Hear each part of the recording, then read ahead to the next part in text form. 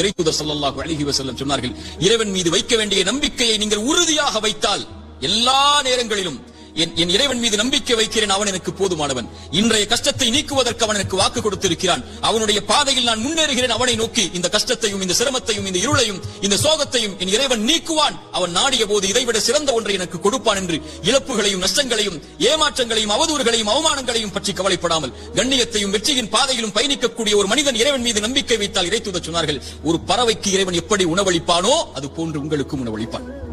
அவ்வளவுதான்.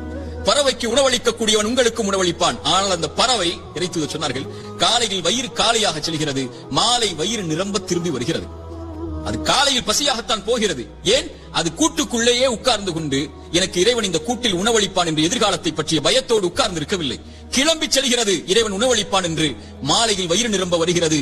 அதுபோல் இறைவன் மீது வைக்க வேண்டிய நம்பிக்கையை உறுதியாக திடமாக தெளிவாக நீங்கள் வைத்தால் என் இறைவன் என்னை ஒருபோதும் கைவிட மாட்டான் என்று இந்த பறவைக்கு உணவளிப்பதைப் போல் இறைவன் உங்களுக்கு உணவளிப்பான்.